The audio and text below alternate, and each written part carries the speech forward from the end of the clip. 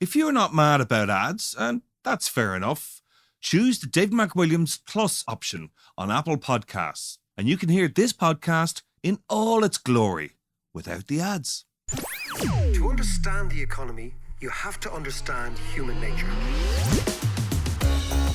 This podcast is powered by Acast. How you doing there? It is time for the podcast. This week today we are going to be talking about the economics of the beautiful game, the economics of football. You may have, like myself and John, sort of bored our way through the Champions League final there the other night. With Man City, of course, dominating everything, writing all the checks. The team with the biggest checkbook wins everything. Internazionale, on the other hand, Inter Milan, a romantic team, started simply because they wanted to play more foreigners than Italians. They were a diverse team. This was the AC Milan was the original Athletic Club Milan. Yeah. Which was actually started as a football and cricket club, right? Right. Cricket. And then, because there was a lot of English workers in Milan. Okay. And then they split because some Italians wanted to keep the team for Italians. So the Internazionale, Inter Milan, comes from the fact that it was the split that these were Italians who said, no, we want to play foreign players. Right, so that's its heritage. It's heritage. Right. And Man City, I suppose, when we were kids, Man City were always the perennial underdogs in Manchester. Yeah. Played in Main Road.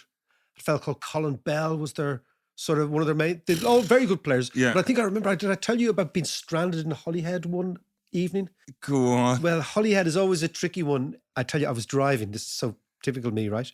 I was driving from London to Holyhead. Yeah.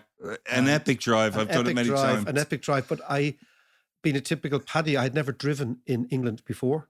And I thought there was one motorway going north. This was pre-GPS. Right, okay. Remember the A to Z guidebook? Yeah. Right? And I got on the motorway going north.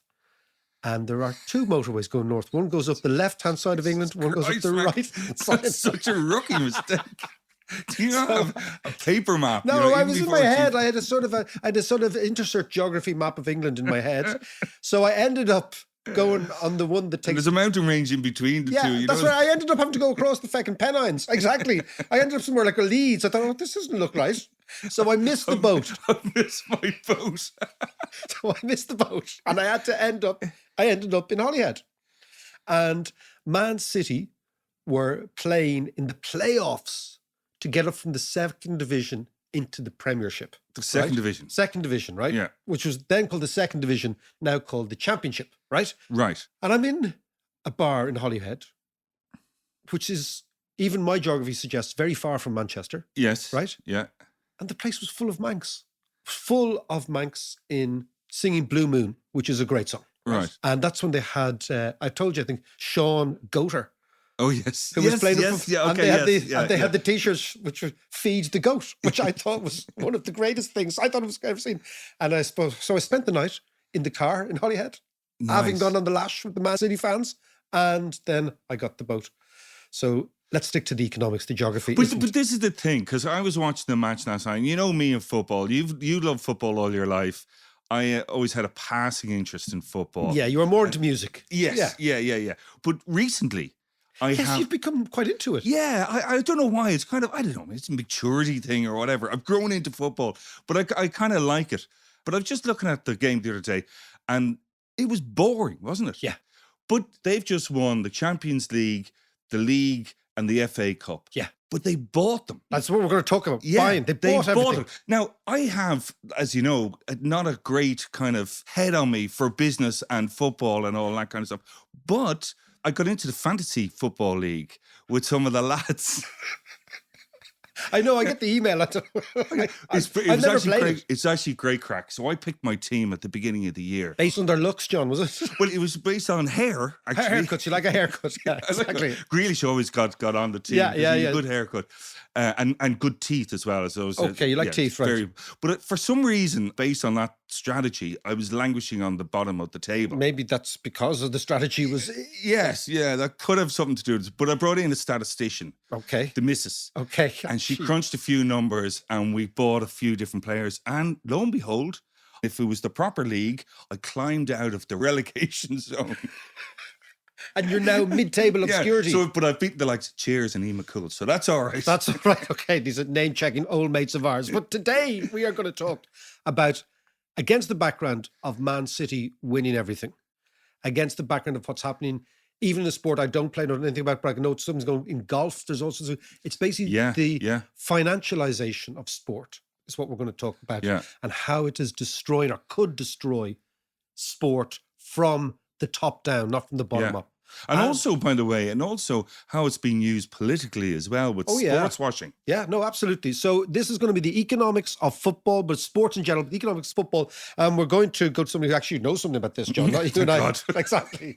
We're going to go to Roger Mitchell. Roger Mitchell was the chief executive of the SPL, the Scottish Premier League, for many years. Now, Roger Mitchell came up on my radar screen through a friend of ours and a friend of the podcast, Pippa Malgrim, who you may or may not have remembered, who's a regular at Kilconomics and somebody that we've had on the podcast and is a great strategic thinker about global affairs and whatever.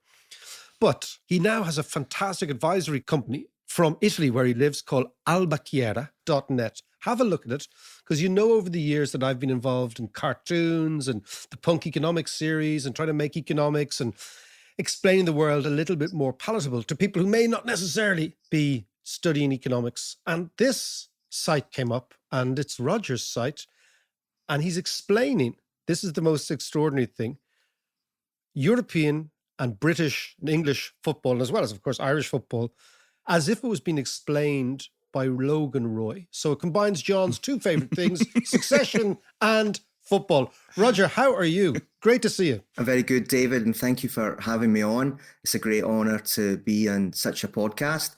Pippa is a good friend, as is Grant Williams, with whom I do my own little podcast. Nothing like yours, but it really talks all about, and has done for 4 years, about sport and macrofinance and how one is affecting the other. So I'm just so pleased that, firstly, Pippa liked that article and that you picked up on it, because, you know, what you do and what you write is right in my sweet spot. And that article with James Joyce, I just thought that was amazing. Oh, thank you very much. Well, that's coming around again because it is Bloomsday this week. It is Bloomsday at the end of the week, the 16th of June. It's interesting, and I actually know Grant Williams. I've done a gig with Grant over in the States. I also believe, more importantly, Roger, that your granny's from Dunleary. And that's much more. I come from a mixture of immigrant families. My father's side, his mother came from Dunleary, and my mother's side came from Italy. So I'm Scottish only in upbringing. My blood is Irish-Italian. Well, there is the Paolo Nutini. I mean, there's a great tradition. Lou Macari, there's a great tradition of Italian Scots. Paolo's my cousin. No way. Really? Paolo Nutini's your cousin. I love it. Anyway, let us talk about this. Yes. So, football, huge industry. You've written this beautiful piece, which is trying to explain football and the industry to Logan Roy against the set of Succession and the Family. Talk to me about it, Roger. Well, the background is that I guess I'm guilty of being one of the people that has taken football in a certain direction since the early 90s. You know, all of us came into the industry at the time that the English Premiership was set up, and Scottish Premiership that I ran at the end of the 90s was all about the professionalisation of the game.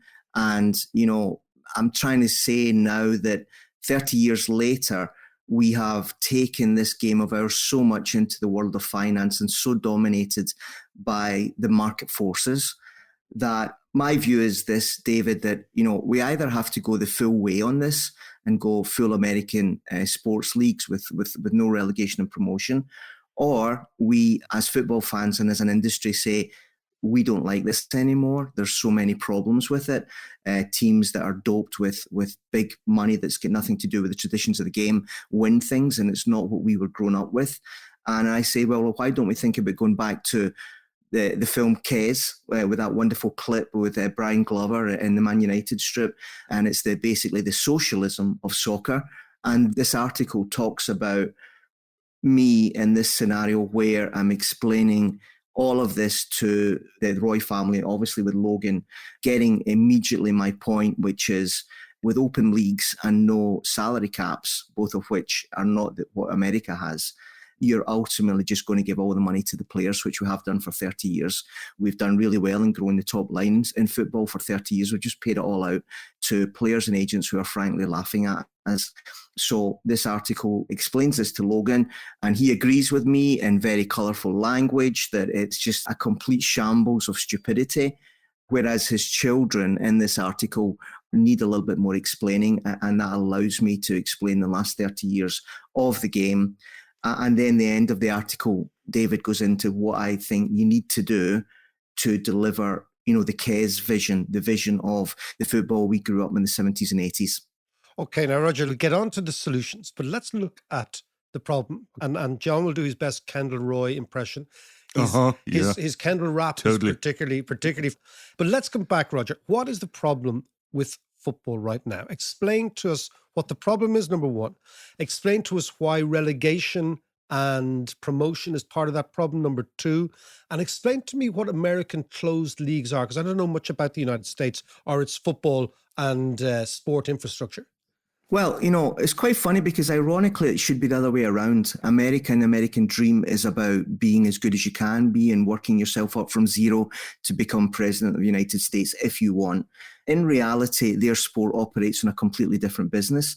You are anointed to have a franchise and be part of a league, whether that's the NFL, the NBA, Major League Baseball, and there's no relegation or promotion. You are in a private members club, a country club, where it's set up, David, it's set up to make money. They have seen sport as a business from day one. They have very established salary caps, which don't allow the players to eat away all your marginality, all your profit. And they make money. They make money because, and again, I can do this because this is a finance podcast also, the volatility isn't there. Whereas in European leagues, it's just full of risk and volatility. You're a Leeds United fan, they went down. That is a major risk that in the financial world is reflected in the valuations. I think they were bought this week for less than 200 million, whereas LAFC, which is a nothing MLS club, is worth nearly 10 times that. So what European football MLS, has, what is MLS? Is the American Soccer League, which is along exactly the same lines as the rest of their sports leagues. It's a closed league, and one of their clubs, Inter Miami, has just bought Messi this month. Right, so explain this. So how does Inter Miami work, let's say, the business model vis-a-vis Manchester United? Just explain that to me. Well, the MLS will sell franchises to private individuals who will own them and then make a business of them. So there is a certain amount of franchises. Sometimes they expand it, but not really. Inter Miami is one of those franchises. They operate under the league's rules around salary caps, around how they need to market the game, how the central media deals have done. The MLS have got a big deal with Apple, which is an exceptionally interesting mechanism for our industry. So Inter Miami, through the budget it has for players, has decided to allocate a part of that to the biggest star in football, which is Lionel Messi, and he will now play in the MLS. The valuations are so high because all of these franchises and all of the codes, sports codes in America, are guaranteed to make money. If the revenue is 100 and your salary cap tops out at 60, you've got 40 points of margin, which, like any company, go down to the bottom line, and then you get a valuation like the one of LAFC I mentioned. We in Europe don't do that because our game is different. It came from a different place. It believes that it's a pyramid and that you go up and down, but that has created inherent problems that we can talk about whenever you're ready. And I just want to get back to the article, you're explaining using Logan Roy's beautifully colourful language. Something about one of the sons says something to him about, well, look, don't worry. So it's Kendal looking for the dad's approval. And you say, you idiot. As a business vision, European football is a fucking basket case of stupidity. Every fresh penny they make, whoring their product out, is pissed away the same day. It's a dick substitute for billionaires wanting the fame and relevance that a bank account won't give them. Wealthy bad actors spunking the top line up the wall on players like Imelda Marcus at a Gucci store. That obliges everyone else to do the same, with insolvency the inevitable bastard child of their relegation promotion. Even Conor could see all this. Yeah, I'm quite pleased with that. That is so good, Roger. That is so good. Thank you, John. Thank you. I was quite pleased at that because people that listen to me and know me will realise that it's not really me projecting onto Logan Roy. That's how I speak. And the great thing, not only is that how you speak, but that's how Logan Roy would have spoken. Because deep down, do you remember that Logan Roy was a Hibs fan? Yes, yeah, and then there was his son bought the wrong club and everything like that. Yeah, exactly. But let's go back. Right. Let's go back. Right, European football is a fucking basket case. Every fresh penny they make whoring their product out is pissed away. It's a dick substitute for billionaires. You've got it all in one, right? Wealthy bad actors spunking the top line up the wall, and players, Imelda Marks and Gucci. It obliges everyone to do the same thing. The inevitable bastard child is relegation. Let's go through all those pieces, and I mean, this is it in a nutshell. That's it. Well, listen. When you've got open leagues and when you have got prize money for achieving, like getting into the Champions League, that's big money. People will spend money to get those things. You know, and there's a direct correlation between what you spend on players and how well you are on the field. That's well established. So everybody is in the market. It's an arms race for playing talent. So if you get one back actor coming in, let's call him Todd Bowley in this situation, who is making all these bad decisions, he obliges everybody else to do the same. Otherwise, you're basically saying, I'm not going to do that. I'm a sensible investor. I'm a prudent steward of a football club.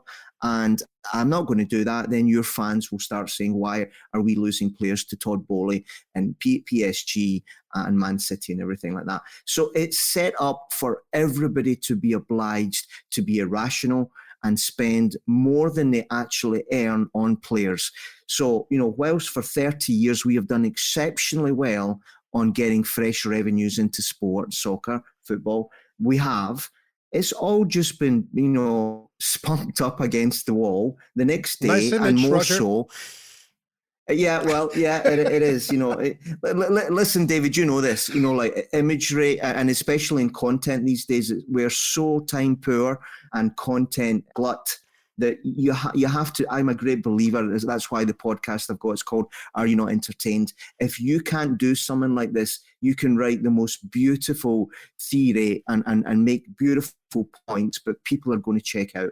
So, you know, I think you have to use that kind of stuff. I would say amen to that. Absolutely. Yeah. So, you know, ultimately, you know, let's work on Leeds a little bit, right? Because it's a good example.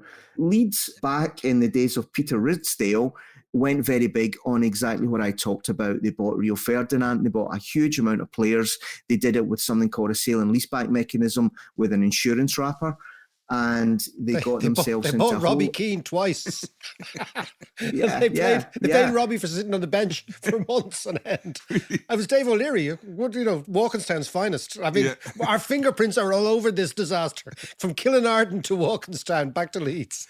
You know, to be fair to Ridsdale, and I do want to say this, you know, he saw the way that football was going in that period, and he wanted to be the right side of the drawbridge. Wanted to get Leeds United in the big boys club. They got to the semi-final of the Champions League. Everything looked great until it didn't. And then you have to pick up the pieces of the money and the debt you have accumulated. And we know what happened to Leeds and, you know, the doldrums that they were in for many years until Radrizzani came in. And, you know, he's not a prudent guy. He bet a lot. If they hadn't gone up the year they'd gone up, I think they would have been serious trouble. He brought in the 49ers as an investor. The 49ers did a great deal that they said, look, we will buy it off you, but the price we will pay you will depend on where you are in relegation and promotion, which league you're in. And Leeds United, you know, thinking about the losses they would make as a valuation going down to the Championship, you know, have to be irrational and spend on players. And that's the thing that kills us. Anybody that comes in and buys a Championship team and says, I'm going to get into the Championship, they're going to spend too much money and, you know, it obliges everybody else to do the same. And, you know, even if you get up, you probably have compromised your financial capital structure forever. So, you know, basically saying whichever way you cut it, promotion and relegation is the bastard child of inevitable insolvency. And it's just true. This isn't theory. There's so many data points around here. Derby County's one, you know, like so many. So my whole point, David, is this. We are in this halfway house of thinking we've still got a traditional game based on the old up and down of football. You know, you go up, you go down, meritocracy, everything like that. We still think we've got this game, but we don't. It's been contaminated so much by these market forces, by American money, by oligarch money, by Gulf money now, that everybody is being forced to run this into the ground. And, you know, since, as I said at the start of the show, I'm probably guilty of being one of the ones that started all this. I wanted to be the one that put down on paper how I think we get out of it. Okay, now let's look at, because we've witnessed with the golf this week, we've got the oligarchs in football, we've got, you know, teams like Man City, which are in effect a toy for a regime, if nothing else. Now, your view is that football is on a vortex of economic and financial calamity because of these inbuilt problems in the system. How do you get out of that? How do you go back to, you know, and again, without being too nostalgic, without being too Brian Clough about it, without being too 1970s about it, without being too John and I going to Milltown to see Shamrock Rovers in the 70s about it. I mean, how do you go back to somewhere where the whole thing's a bit more sustainable? Well, there's the easy version and then there's the more complex version. The article's got both. The easy version is the application of a hard salary cap. You just say to everybody, you can only spend this amount on your player budget.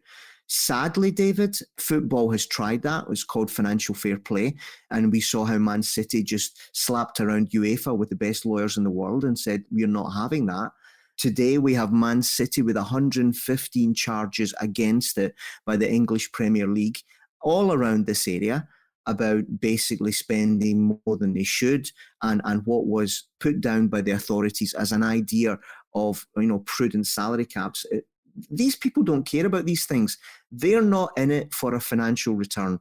They're in it for everything to do with soft power, with the geopolitical games around the Gulf, and even you can go on to dollar reserve currency. There's a really interesting rabbit hole to go down on all of that, and Saudi going towards China as opposed to the traditional Pax Americana they did with Kissinger back in the 70s. That's for another podcast. But actually, that's a podcast we'll definitely come back to. I like that. We'll definitely come back to it. But let's, he's going, my antenna are up now. Pax Americana, Saudi, China. John fancies himself as a latter-day Kissinger over here. He sits in McKenna's at the back strategizing. He almost has a chessboard out, moving pawns around.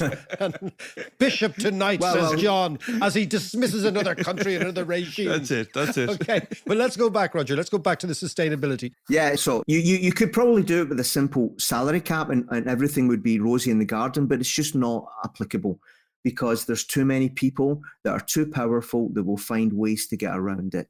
So my view is to go extremely radical. I guess in many ways, everything I've done in my career has been, you know, on the far end of radical and contrarian thinking. If we believe that football is the social asset that every fan on a terrace always says it is. It's that moment of generational bonding. It's the moment when maybe, you know, it was the only time you could have a decent relationship with your father because the usual son-dad awkwardness wasn't there. Tell me about it. I can write the whole book on that one. We're all there. We're all there. The only place that it wasn't was on the terraces. So if it is that social asset, you get young kids playing football rather than doing things that are not what they should be doing. The gymnasium of life is the dressing room, all of that. If you want to do that and you consider that the sports governance is set up as a monopoly, as it is, you know, this is the whole theme of the PGA today. UEFA absolutely is a monopoly. FIFA is a monopoly. The ATP in tennis is a monopoly. All of these things, if you put social asset and monopoly together, how does the finance world deal with that? It becomes a regulated industry.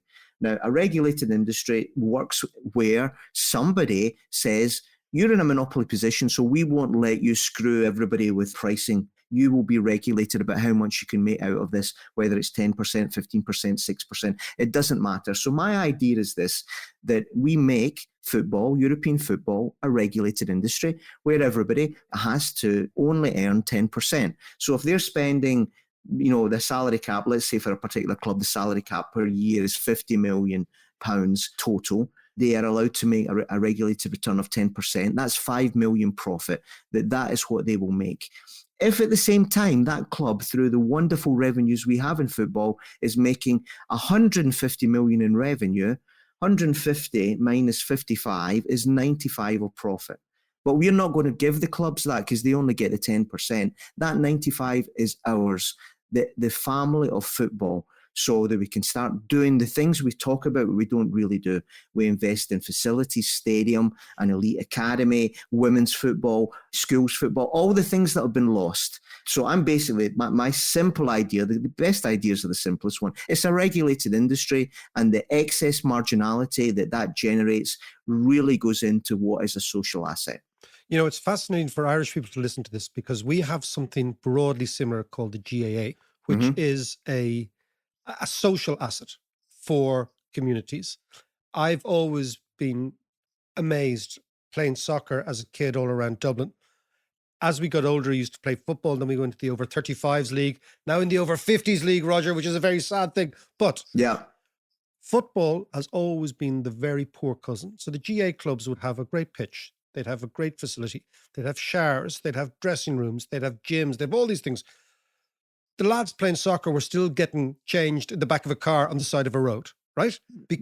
Precisely because the GAA had figured out, as you say, this organizational structure regulated based not only on a salary cap, but on amateurism for the players, right? I'm not saying that is the model, but it's not a million miles away from what you're saying. No, it isn't. What you're saying is it's some halfway house between that GAA model of amateurism and community and all that good stuff, and the fact that this is a professional sport. Football's a professional sport. So it's somewhere in the middle there. Is that what you're saying? Yeah, it is. What I'm basically saying is that compromises never work. So the whole theme of my thesis is we either go the whole American way, which in football terms is the MLS, into Miami, just buying Messi. That's a nice model. It's a lovely model. It's sustainable. It works. Everybody's happy. You could argue that you get a lot of meaningless games at the end of the season because there's no relegation and everybody checks out. That's the other side of that. But as a business, it works. Low volatility, guaranteed profits, and everybody is happy. We want the way football was, and this isn't a nostalgia kick. I'm not a nostalgia guy. You know, I just believe that I see a problem that needs fixed. And the problem very simply is that we have given it all away to players because the fans demand it, David. You know, you've been in the terraces where a good striker is having a good 2 or 3 months, banging in the goals, and his contract's up, and the guy beside you is shouting, give him whatever he wants. Give him whatever he wants. Because the fans make the owners and the clubs do this. See, this is the fascinating thing. The fans, for example, demand, that everyone gets a Haaland centre forward, right? And pays that player a fortune. And at the same time, they complain about the fact that some carpetbagger who's made money on oil in Russia owns the thing, right? You can't have both, right? That's right. If you want the top striker, you're going to have the bad, I don't say bad, the inappropriate owner. And the inappropriate owner only owns it because it's a willy-waving competition for stuff that his bank balance can't actually buy. I've kind of tried to summarize that in another article with the phrase, if you don't want to think of your club as a business, make sure you never need a businessman's money, because businessmen are like that. You know, they're a collection of characters with 5 o'clock shadows and a rap sheet of the SEC and Company's House. And fans don't see the link. They push them to be irrational, to basically put their club in financial peril when that club goes down. And let's be honest, for smaller clubs these days, the only people that are going to be interested are the spivs. Really, they really are, because there's no money to be made. It's what I would call, having worked in the city years ago, it's the emerging markets of investments, right? Lovely. No, it is. So you're hoping to buy. There was a great sort of scam years ago of countries that had defaulted on their debts, and the only exit strategy for those debts that had been defaulted on was the IMF coming in at some stage, cleaning up the balance sheet and paying with public money the speculative errors of private money. And there was an entire industry based on betting what the IMF would do next. And this is exactly like getting promoted. And the only people who would buy those assets was the spivvy end of the market, because it was a 10 cents on the dollar bet or 20 cents on the dollar bet. And if you hit the jackpot, you made out like a bandit. And if you didn't hit the jackpot, it was almost like an option, because the players were so rich in this. And I think that's the same thing with small clubs. You've said it perfectly. They're paying option money. It's a call option. And these fans that the day before were shouting to overspend, they don't see that they've caused that their club is now owned by somebody without a call option strategy. They don't see it. But you're not going to change a football fan. When you and I are at Celtic Park, we are the same. David, some metamorphosis happens. The idea that you can talk rationality into a football fan is a mistake. I always call it, it's the transubstantiation. How one person goes from being a totally normal individual into a lunatic, and then goes back to being a normal individual when the game's over. Yeah. It is. It's water and wine. It's the tabernacle of nonsense. Before we go, Roger, I just want to ask you. I love this. I love that. The other game that's huge here in Ireland is rugby, right? The national team is extremely good. There's a structure. It's based on the provinces. There's various leagues. But I'm feeling that everything you're warning about is a warning for rugby as well. Well, again, I don't need to be Nostradamus here to say all of these things. Some of my other articles have commented on it.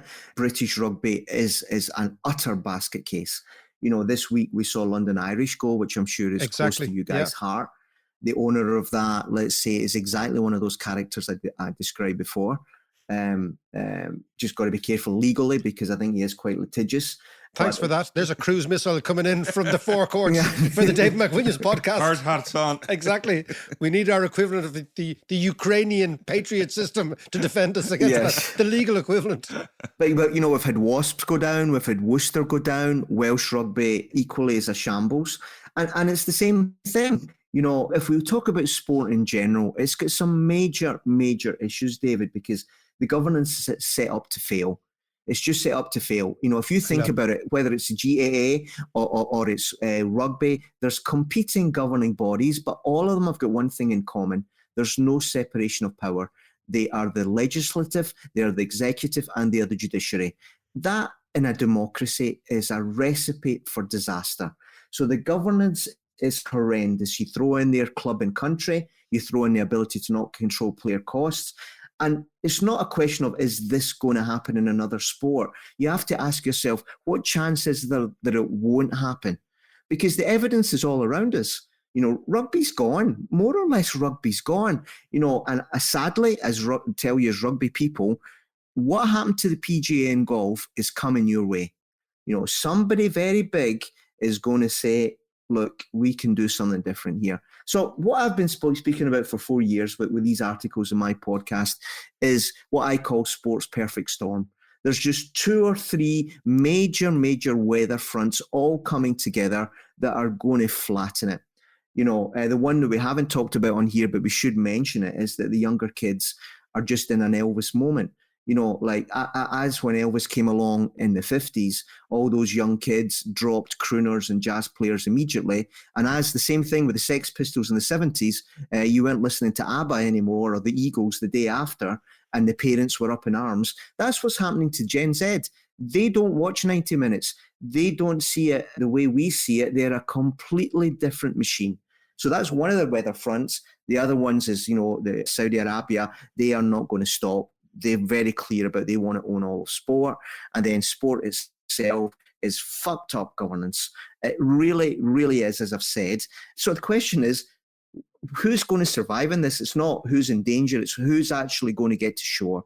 And I guess that's my little soapbox and what I've been doing for a few years. Roger Mitchell, this was absolutely fantastic. Wonderful stuff. We're going to be back on issues such as There's a whole list of stuff there. Saudi, John's moving the chessboard around here. But it is fantastic. Because everybody who has an interest in sport, who loves it, you don't necessarily have to love it. You just have to have a passing interest, is fascinating. This is the economics of sport as you haven't heard it through the lexicon of Logan and Kendal Roy, articulated by Glasgow's finest, cousin of Paolo Nutini. You don't get that in many podcasts.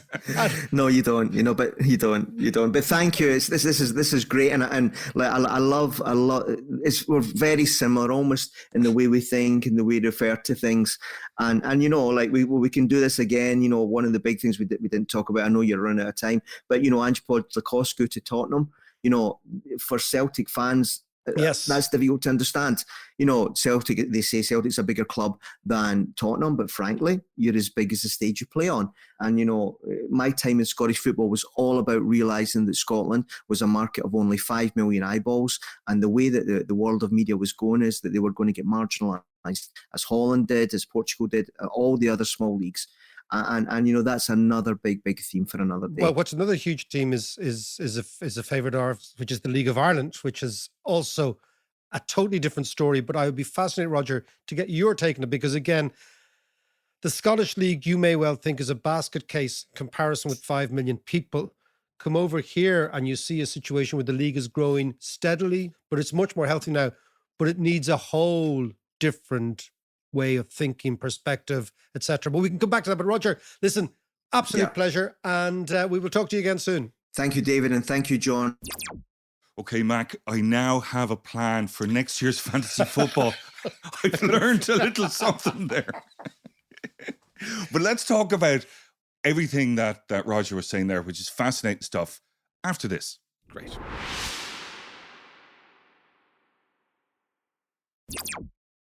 Football from Scotland. Fascinating stuff, John. But you know what it is?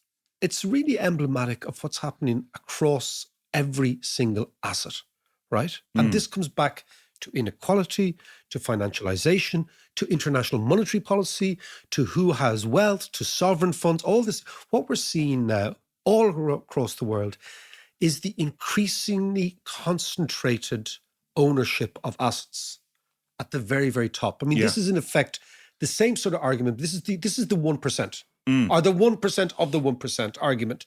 So whether it's swanky penthouses in New York, or football clubs, or yachts or super yachts, this is all about luxury fever. The obsession by wealthy men to actually have toys, and those toys, as you say, give them power. It's not just the trinkets, but it's, as you said, that at the top we were talking about, you know, the sports washing. It allows people to say, oh, well, you know, maybe what they do isn't so bad, etc. I mean, it is an appalling vista if a regime that chops up a journalist, right, Saudi Arabia, ends up owning football, golf, tennis, whatever it be, you know, Formula One, rugby. You know, what happens when let's say, for example, when Leinster or Munster end up owned, could you imagine this, by a Saudi sovereign wealth fund? Yeah. I mean, that could happen. Yeah. So I think we'd probably conclude that this is food for thought. This is emblematic of a drift in late stage capitalism, might I say? Yeah.